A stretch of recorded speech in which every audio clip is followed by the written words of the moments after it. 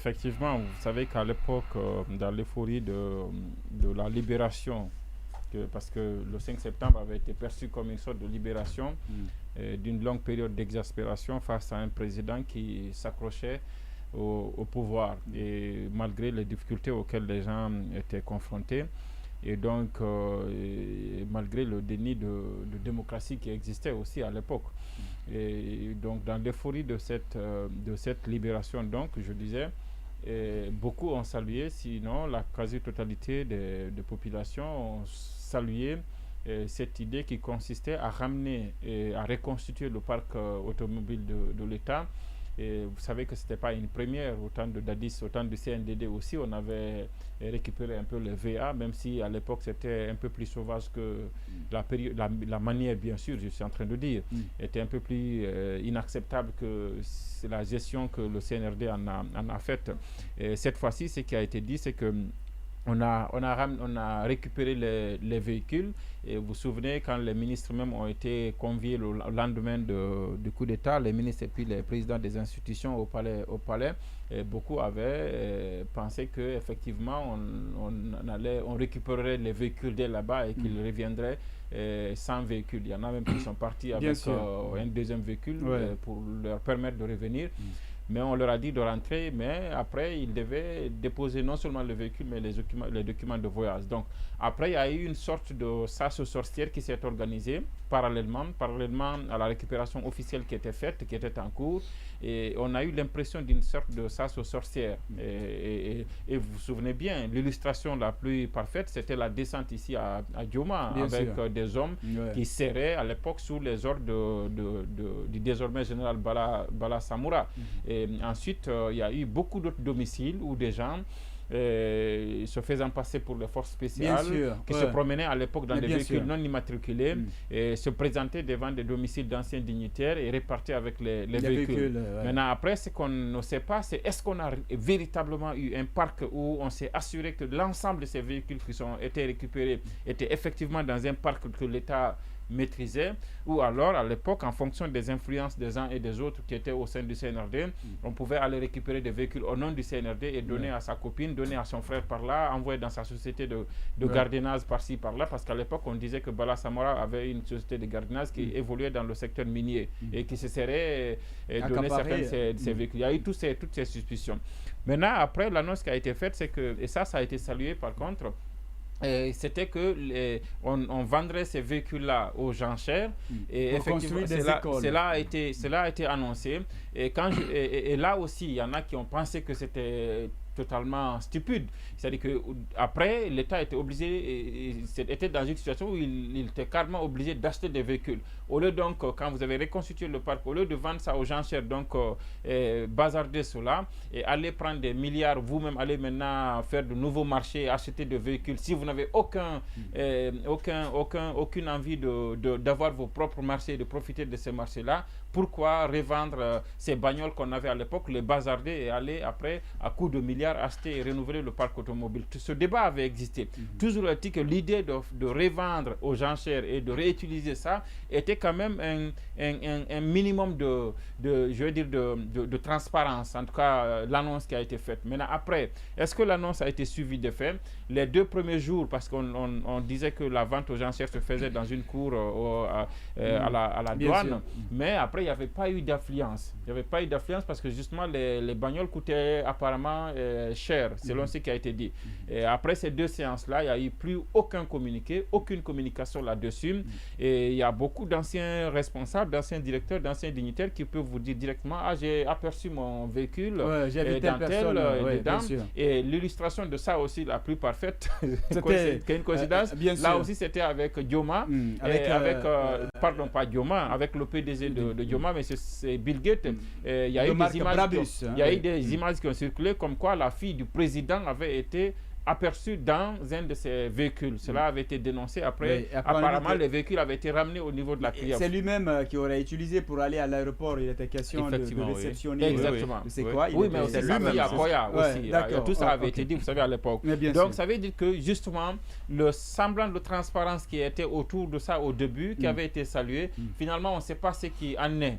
On ne sait pas ce qui en est. Est-ce qu'on a juste, au nom de l'État, on est allé retirer ce qu'on pense être des biens de l'État et nous-mêmes, on les a utilisés à titre privé, à titre personnel. Si c'est le cas, ça n'a pas un autre nom que du braquage, que du vol, que du détournement. Et vous savez qu'à l'époque aussi, on l'avait fait aussi sans discernement. Il y avait même des véhicules qui en réalité n'étaient pas censés être récupérés, qui l'ont été. Je vous donne juste l'exemple d'un ministre, je me limiterai là, l'ancien ministre de l'Information et de la Communication. On lui a retiré même un véhicule qui en réalité n'était pas censé être retiré. Et des démarches avaient été menées. Et en réalité, parce que là aussi, il y avait cette possibilité-là de demander. Et en principe, les formalités avaient été annoncées pour que le véhicule lui soit retourné. Mais selon les informations que j'ai eues, le général Bala Samoura, parce qu'à l'époque aussi, son nom revenait dans tous les faux dossiers, dans toutes les faux problèmes à l'époque, son nom revenait, se serait opposé à la restitution de ce bien. Donc, on en a fait une sorte de règlement de compte, apparemment. Et au-delà même les véhicules que le président, l'ex-président Procès Alpha Condé avait donné même à certains militaires. Oui, mais même le RPG se plaignait, parce que le ministre Marc Yombounon l'a reçu ici, mais moi je l'ai écouté une fois au parti au siège. Il s'en plaignait apparemment, même des véhicules qui avaient été donnés par le président, notamment au parti et tout ça, avaient été récupérés et tout ça. Mais ça, c'est une chose. Le fait qu'on n'ait pas, la chose ne soit pas accompagnée par une justice, par le droit. C'est ce qu'on a dit par rapport à la démolition du domicile de Cellou. Oui, ça pouvait être possible, mais accompagner la forme faite comme on a dit que c'est la justice qui est la boussole, même si on n'avait pas dit que c'est la justice qui est la boussole, en le faisant, il fallait le faire en étant nanti de respecter le droit, et surtout le droit de ceux qui sont spoliés, parce que c'est si ce n'est pas fait dans les règles de l'art, ça n'a pas un autre nom que de la spoliation. Mais maintenant, après, je me dis qu'on devait quand même être un peu plus transparent. On pouvait être un peu plus transparent autour de cela. Sinon, moi, j'ai entendu aussi après, je pense, c'est le ministre de l'enseignement technique. Apparemment, il y a quand même eu un montant qui avait été dégagé à partir de la vente de ces véhicules-là. Apparemment, il y aurait effectivement eu un montant qui aurait servi à la construction d'écoles professionnelles. Ça avait été dit. Voilà, oui. Mais moi, je le dis parce que c'est une obligation de le relayer quand même. Il avait été dit quand même qu'un montant avait été dégagé à partir de la vente aux enchères de ce véhicule-là. Et ce montant avait permis la construction d'écoles techniques. Je ne sais pas si la construction ou la reconstruction, mais ça avait été fait. Mais une fois encore, je dis, la campagne elle-même, globalement, elle pouvait être un peu plus transparente. On pouvait éviter que ce soit un règlement de compte. On pouvait éviter aussi que, si c'est le cas, que des gens se soient substitués, c'est-à-dire se présenter comme étant des représentants de l'État et aillent récupérer des véhicules qui appartiendraient à l'État, mais qu'eux, ils les utilisent à des fins personnelles. Et je pense que ça aussi, on pouvait l'éviter. Moustapha Kallo, par rapport, bien évidemment, à cette actualité, au début, il y avait une certaine volonté, en tout cas, on a cru à une transparence, à une volonté de rendre à César ce qui appartient à César. Mais à l'arrivée, on a comme l'impression qu'il y a eu un changement quelque part. Comment vous l'expliquez? Voilà, je crois que Mboné a éloquemment expliqué tout ça. Moi, je vous félicite, vous les journalistes, parce que moi, j'avais oublié ce dossier-là. C'est pour cela qu'il est très important que la presse soit indépendante et libre dans un pays. Et peut-être que ceux qui l'ont fait ont pensé que voilà, le peuple l'a oublié, mais heureusement que vous êtes revenu sur ce dossier. Moi, quand même, c'est le premier élément qui m'a donné une certaine rassurance par rapport à la volonté de refondation de l'État du Sénégal. Parce qu'il y avait un spot qui avait été conçu à parce qu'à l'époque, on s'est rendu, ça fait longtemps, on n'a pas vu ça en Guinée. Peut-être qu'on n'avait jamais vu qu'on mette vente aux enchères des biens de l'État de cette façon-là. C'est peut-être la première fois. Moi, ça m'a rassuré personnellement. Je me suis dit, je crois qu'on peut croire à ces gens-là dans leur volonté de refondation, de transparence. Mais comme vous le dites, ça n'a pas été suivi des faits, parce que là, il faut communiquer. Peut-être que ce n'est pas pour une mauvaise raison, mais lorsque vous ne communiquez pas dans un pays, ça alimente les suspicions. Voilà, les rumeurs font en Guinée, c'est un pays de rumeurs. Évidemment, si vous laissez alimenter les rumeurs parce que vous vous taisez sur des choses, je crois que ce n'est pas bien. Après, il y a eu des choses qui se sont passées dans cette opération-là qui ne sont pas bien. Moi, je viens de savoir qu'il y a des véhicules qui ont été saisis qui ne devraient pas l'être. C'est tout ça, c'est bien que l'opinion soit informée. Donc moi, ce que je voudrais, parce que je crois que le parc automobile de l'État est directement rattaché à la présidence, je crois. Oui, grâce au gouvernement. Grâce du gouvernement plutôt, qui est rattaché. Je crois que c'est le colonel général Amara plutôt qui gère ça directement, à mon avis. Je crois que c'est bien, voilà, il a un service de communication, c'est bien que le peuple, l'opinion soit rassurée, soit informée de ce qui se passe. Sinon, par rapport à tout ce que vous avez dit, moi, je crois que je vous félicite en tant que journaliste. Et moi aussi, je suis resté sur ma faim. Peut-être que je n'ai pas eu raison d'être trop optimiste par rapport à ce dossier-là. Bien. Oui, Baïla, sur cette question. Oui, bon, justement, sur cette question, moi, je n'ai pas assez d'informations. Je me pose plus de questions que j'ai de réponses. Bon, déjà, de quoi on parle de quoi exactement, de combien de véhicules. Justement. Est-ce qu'on parle de combien de véhicules, quelle est la valeur? Mais à l'époque, effectivement, comme dit Kalo, justement, moi aussi, j'ai beaucoup apprécié l'initiative, juste dans le sens où, déjà, je trouve, et je le trouve toujours aujourd'hui, que le train de vie de l'État guinéen est élevé par rapport à l'état de son économie ou l'état de sa nation, et tout ce qui peut aller dans le sens de diminuer ce train de vie, y compris par exemple justement de diminuer les véhicules qui usent, qui utilisent beaucoup en tout cas de carburant, ne serait-ce que par rapport à ça,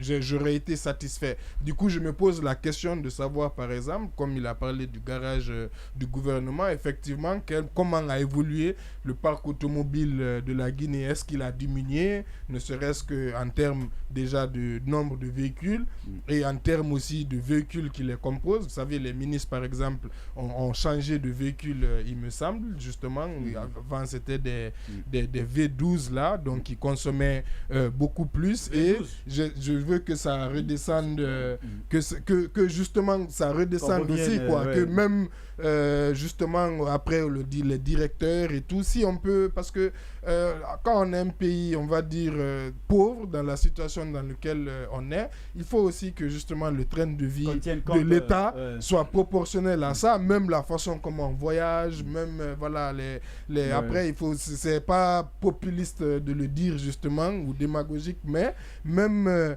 les voyages en première classe, ou bien en tout cas, il faut faire à tous les niveaux, à mon avis, un effort justement pour dépenser moins et pour que les richesses soient mieux redistribuées. Et je suis d'accord que pour des questions de redevabilité, il serait important maintenant, s'ils ne viennent pas communiquer, je pense que Mbonnet, avec le travail formidable qu'il fait avec Guinée 114, je suis sûr qu'il ira vers l'information et pourra dans les semaines prochaines nous dire qu'est-ce qu'il en est sur exactement ce qui a été fait, et en prenant contact notamment avec le garage du gouvernement par exemple, ou le ministère du budget, puisque on parle de biens publics. Maintenant, sur aussi ce qui est sur l'aspect RPG, sur l'aspect aussi l'illustration avec l'ancien ministre, c'est vrai que leur position n'est pas forcément la meilleure pour donner ce conseil, mais moi, je conseille toujours de judiciariser les problèmes. Si vous pensez qu'on vous a fait du tort, que vous avez été victime, on vous a pris quelque chose qui ne vous appartient pas, il faut porter plainte, il faut aller, il faut prouver justement que peut-être justement cette chose vous appartient, en tout cas utiliser les moyens légaux et ne pas dire tout le temps, bon, je laisse pour moi à Dieu, quoi, même à ce niveau-là, et la justice est là justement normalement pour tout le monde, et il faut la mettre face à ses responsabilités en saisissant justement les juges et en les mettant face à leurs responsabilités. C'est important. Oui, allez-y, Alpha. Bon, contrairement aux autres, je trouvais que c'est quand même une étape populiste du CNRD à l'époque, parce que par principe, il est permis à ceux qui ont des voitures, quand l'État veut les revendre, qu'elles soient proposées d'abord à ceux qui l'utilisent en première position. Donc il fallait pas exclure, c'est pas parce qu'il y a un coup d'État qu'il fallait raser les règles sans pouvoir autant régler certaines situations. Moi, je pense que certaines de ces voitures, si elles avaient été mises en vente aux enchères et en priorité, en créant un prioritaire, c'est lui qui dispose de la voiture en question, s'il est intéressé de l'acheter à un prix raisonnable, je pense que ça aurait créé moins de problèmes. Mais l'opération s'est passée de sorte à faire en sorte que c'est une poudre aux yeux, quoi. On va faire semblant de vendre, tout le monde va savoir qu'on a vendu ou qu'on est en train de vendre. Après, on se partage les voitures.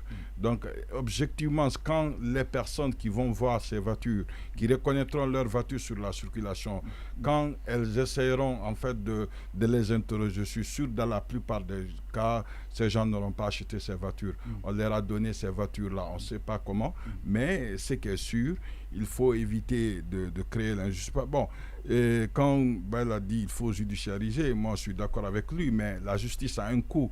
Parfois, quand vous êtes dans des difficultés, selon votre tête et tout, que la justice a un coût important, il faudrait quand même éviter des injustices basiques et venir tomber sur vous, ou même refuser de traiter votre plainte.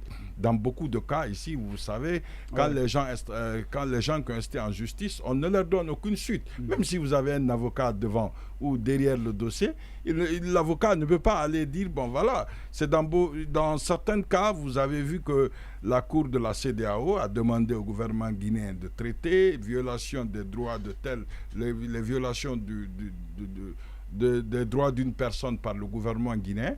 Donc c'est un peu compliqué quand vous allez engager votre argent et que vous savez au finish que le droit ne va pas être dit. C'est toujours compliqué. Et bon, c'est vrai qu'il faut mettre la justice à l'épreuve, mais évidemment, sur la vente de ces véhicules-là, moi je préfère qu'on puisse savoir c'est combien de voitures, les personnes qui les ont achetées, le prix auquel ces personnes les ont achetées. C'est important et cela demande un travail, une enquête et c'est sûr qu'on n'aura jamais, moi je suis convaincu à 100% qu'on n'aura jamais ces informations.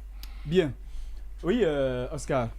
Bon, par rapport à ce genre de situation, je me souviens entre 2005, 2006, 2007, quand Fodé Bangoura était ministre, je crois, secrétaire de la présidence, avait aussi initié ce genre de situation, retiré les gros cylindrés au cadre de l'administration pour leur donner, je crois, des véhicules Corolla. Le gouvernement Lansana Kouyaté. Il n'a pas tenu compte de l'état de nos routes, les cadres qui voyagent à l'extérieur. Le gouvernement du Premier ministre Lansana Kouyaté à l'époque, je crois, avait bénéficié de ces véhicules Corolla, de petites voitures. Mais je soutiens en tout cas, je crois, c'était un peu du populisme parce que si nous posons la question après plus de 2 ans après, c'est qu'il n'y a pas eu de communication fiable et transparente par rapport à cette vente aux enchères. Parce qu'aucun principe n'a été déterminé. Il s'agissait de quel type de véhicule, il s'agissait de quel véhicule, quelle personne détenait ces véhicules. Cela n'a pas été posé. Sinon, je crois le but c'était quoi? On dit de rationaliser les dépenses publiques et de consolider le budget de l'État. Je crois avec le ministre secrétaire général à la présidence, qui est d'ailleurs le porte-parole de la présidence, et aussi le directeur du garage du gouvernement. Je crois que c'était entre eux et il y a eu bel et bien une commission technique qui a été réunie. Je crois le ministre du budget, le directeur général des douanes, des huissiers de justice. Tout a été vendu et que... Les huissiers de justice. Mais il n'y a pas eu... C'est ce qu'on m'a dit, que tout a été vendu. Et que l'argent a été utilisé dans la construction des écoles. Non, c'est pas clair. C'est cette information que j'ai reçue. Non, c'est une information que vous avez reçue. Et le montant, c'est combien? Le peuple s'oppose. D'abord, le nombre de véhicules. Combien de véhicules ont été vendus? Et chaque véhicule coûtait combien? Il n'y a pas eu de communication autour. C'est très facile de le dire. Je crois que si ça fait partie d'objets de questions aujourd'hui, c'est vrai parce qu'on n'a pas eu d'informations. Vous vous souvenez que le lieutenant-colonel Ismaël Keita, qui a été le directeur du renseignement militaire, a été inculpé pour vol de véhicules. Et moi, j'ai rencontré également, j'ai eu des informations. Vol d'armes? Non, pas d'armes, de véhicules également. De véhicules. Parce qu'il y a même des particuliers qui ont dit qu'eux, ils ont bénéficié des véhicules de la part du président de la République. Et nous avons eu, le président, professeur Alpha Condé, avait confirmé lors d'une de ses interviews qu'il, lui aussi, il utilisait son budget de souveraineté pour acheter certains véhicules pour mettre à la disposition de l'administration. Parce qu'il y avait une surfacturation. Et une surfacturation. Oui, mais c'était son budget de souveraineté. Il y a eu quand même ses amis, ses parents. Qui était une folie quand même qu'une présidence se transforme en commerçante. Je ne commande pas ça. Mais il avait dit, il y a eu ses amis, ses parents quelque part, à qui il a donné ses véhicules. Pas dans le cadre mais je pense, mais si, ces personnes-là également. Ça n'a aucun sens. Je crois ça. Attention, juste un complément. Parce que là-dessus, juste un complément. Non, moi aussi alors. Mais on a confondu du tout. Parce que je disais au début qu'il n'y a pas eu de principe. Quels sont les véhicules qui sont concernés? Non, je suis d'accord. Et combien de véhicules étaient? Mais il y avait des véhicules qui ont des plates personnelles, il y avait des véhicules avec épée, il y avait des véhicules qui ont des VA. Le problème qui s'est posé, d'abord, quelqu'un a parlé du garage du gouvernement. Et effectivement, le garage du gouvernement relève de la présidence. Oui, absolument. C'est notre ancien confrère Tsenkoun qui est là. Mais la commission, justement, dont vous avez parlé, qui était mise en place, c'était le directeur général des douanes qui devait diriger les opérations de vente. On dit le directeur général des douanes, des huissiers de justice. Il va placer il y a cela. Mais justement, si on nous dit que ça a été vendu, il faut qu'on soit en mesure de dire aux Guinéens combien de véhicules ont été vendus? Et même pour une question de transparence, on peut même publier la liste parce qu'à l'époque, parce qu'il y avait même un spot qui avait été conçu. On peut publier la liste des véhicules qui ont été récupérés et vendus. Pour éviter que des gens, parce qu'ils sont du CNRD, soient partis. Parce qu'à l'époque, les anciens ministres et les anciens directeurs là, ils avaient plutôt peur pour eux-mêmes. Donc quand des gars sans avec des véhicules non immatriculés parfois qui venaient la nuit, quand les gars ils se positionnaient, ils demandaient un véhicule, mais rapidement on leur donnait les véhicules, ils partaient avec. Maintenant après on ne sait pas. Maintenant il fallait voir dans la sous-région quelqu'un ironisait pour dire que les capitales voisines étaient inondées de grosses caisses qui venaient de la Guinée, tout ça. Mais justement, de l'autre côté, justement, je suis d'accord qu'il fallait faire la différence parce qu'effectivement, il y avait les véhicules qui étaient utilisés déjà par les ministres, les directeurs et autres là. Et vous savez qu'il y a des véhicules aussi qui en réalité, vous verrez peut-être que le monsieur il a eu le véhicule, après ça lui est revenu. Le cas s'était posé avec l'ancien ministre de la communication, Makanira. Je connaissais même une autre dame aussi. Quand il a quitté le gouvernement au temps d'Alpha Condé, pour des règlements de compte, on allait lui retirer son véhicule de commandement et même un autre véhicule qui lui appartenait désormais. Donc il y a des gens qui avaient des véhicules dans ces situations-là, on n'a pas fait le discernement. Maintenant, est-ce que ce sont les véhicules qui étaient seulement occupés par des ministres et directeurs? Justement, au-delà de ces véhicules, au-delà de ces véhicules qui étaient déjà utilisés, il y avait un parc déjà, il y avait beaucoup, des dizaines, il y en a même qui disaient des centaines de véhicules. C'est ce que je dis. Permettez, il y avait des centaines. J'avais là-dessus. Oui, mais n'oubliez pas, il y a des véhicules qui ont été distribués. Il y avait des centaines, si tu acceptes, il y avait des centaines, parce qu'il a évoqué, je viens à lui, il y avait des centaines de véhicules, il y avait des centaines de véhicules qui étaient parqués, garés, bien sûr, à la présidence. Et là aussi, c'était des véhicules qui n'étaient pas utilisés. Maintenant, le problème qui s'est posé, c'est que, là, on s'entraide là-dessus. Le problème qui s'est posé, parce que vous avez dit de présidence commerçante, je suis d'accord. À l'époque, on avait accusé justement la présidence pour cela, parce que les ministres avaient la possibilité d'aller acheter leurs véhicules. Mais à un moment donné, vous savez, le président était regardant dans tout ça. Et ça, c'était une injustice qu'on avait fait aux ministres. Les ministres avaient cessé d'acheter leurs véhicules. C'est quand vous avez besoin d'un véhicule, le besoin est exprimé, quand c'est validé, c'était au niveau de la présidence là-bas qu'on achetait des véhicules, on vous donnait, ce qui n'était pas normal. Le coup d'État est intervenu dans un contexte où justement il y avait ce parc automobile 2A à la présidence. J'ai dit l'interview du président. Au niveau de Dioma, il y a le garage du gouvernement relevait. Et ça ne faisait pas partie du garage du gouvernement. Je dis l'interview du président était venu confirmer cela, qu'il usait dans son budget de souveraineté pour acheter des véhicules et mettre aussi je crois, en vente avec d'autres organismes. Et aussi, il donnait à d'autres particuliers.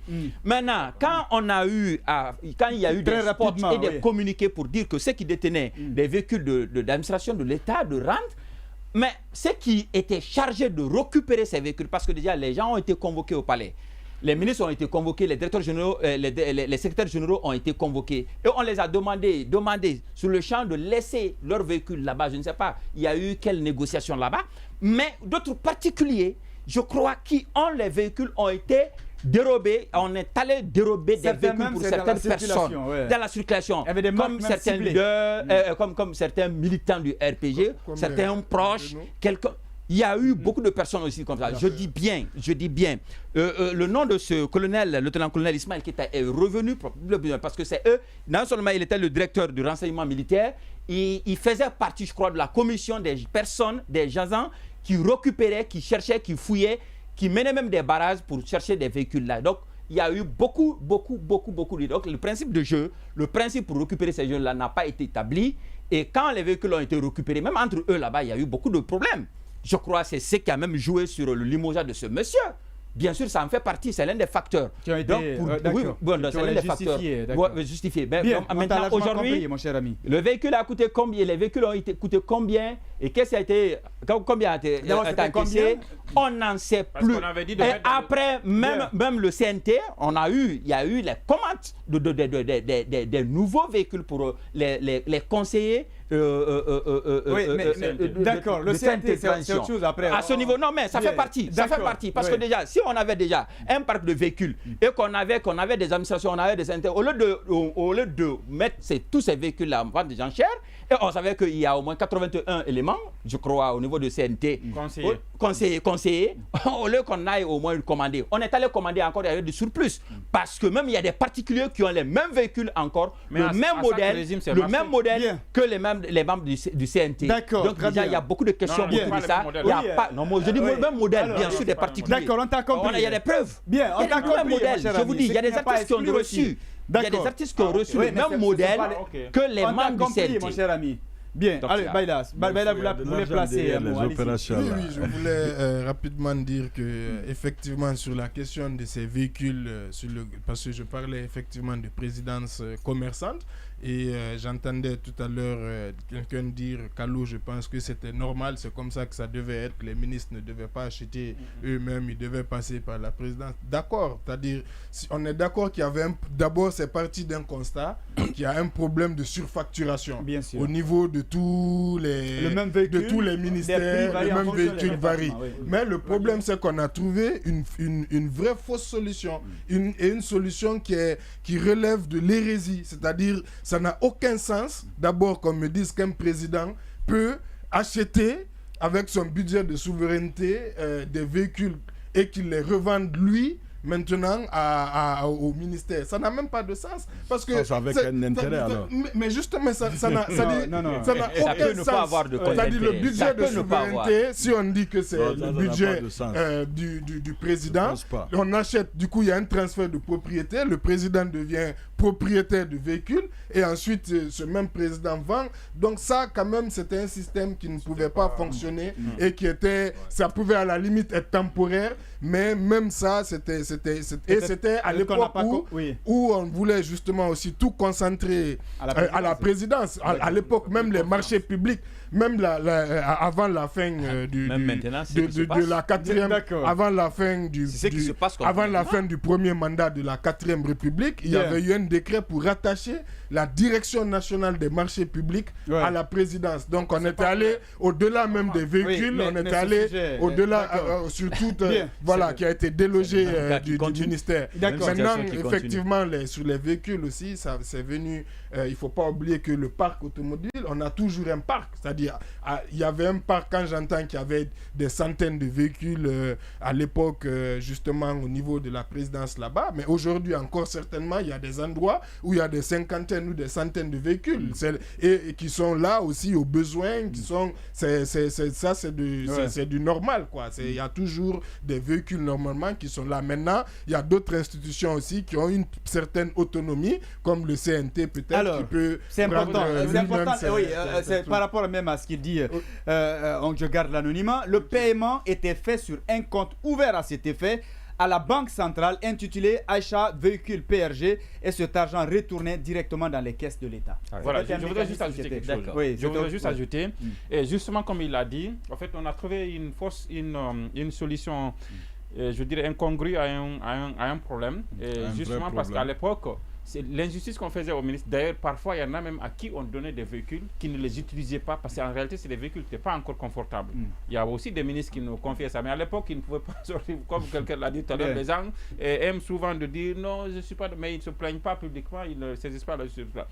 Donc, il y a ça. Il y a donc la question de surfacturation pour laquelle on aurait transféré la chose à la présidence. Apparemment, ça n'avait pas totalement réglé le problème. Mais ça, ce n'est pas parce que c'est un sujet assez délicat pour moi. Mais ce que je veux dire, c'est qu'en réalité, c'est que le CNRD ne fait pas mieux.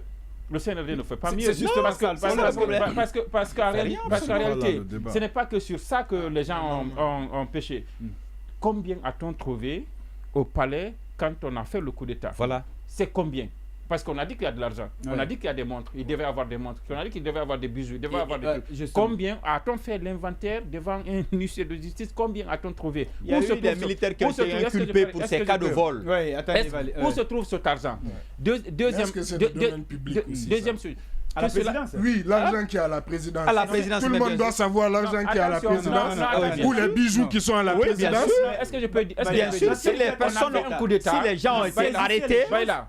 au cas de vol à la présidence, ils Baïla, doivent on a savoir qu'est-ce limogé, qu'ils ont volé. on a dit ici, on a rassuré la population. Ah. On a fait un communiqué à l'époque pour rassurer la population, si vous vous souvenez, pour dire que tout militaire qui sera pris dans des situations de briganda, c'est-à-dire que De vol, sera limogé, tout ça. On a fait, Oui. non? C'est parce qu'on veut rassurer la population. Ouais. C'est parce qu'on ne veut pas que cette situation de coup d'État à l'époque vire à une situation où les Ouais. militaires s'en prennent aux gens, comme ce fut le cas avec le CNDD et tout ça. Mais si on veut jouer la carte de la transparence, on la joue totalement. On dit oui, et voilà ce qu'on a trouvé à la présidence. Voilà où ça va. Donc, quand on a dit que. Et ça, le CNDD, justement, n'a aucune leçon de transparence à donner à qui que ce soit. Parce que, d'abord, les biens qu'eux-mêmes ils avaient avant de venir au pouvoir, ils n'ont pas été déclarés. Non, ils ont mais bien. bien, aurait pu déclarer, il a laissé combien aussi? Non, c'est ce passage-là. Le Premier ministre a fait Quand on aurait pu déclarer, il a laissé combien? Le débat a tourné. Non, attends, la déclaration. S'il te plaît, Néanmoins, la déclaration. La déclaration des biens. Attends, juste une minute. Est-ce qu'on peut se comprendre? On va rester.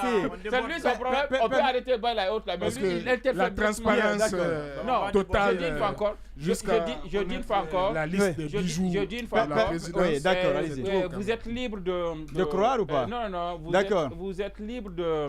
Je veux dire de. Il faut aller, mon cher ami. De traîner dans la bourse que mes propos, mais je dis une fois encore que puisqu'on a décidé de jouer la carte de la transparence, cette carte de la transparence voudrait qu'on dise l'argent qu'on a trouvé à la présidence, c'est combien, qu'est-ce qu'on en a fait.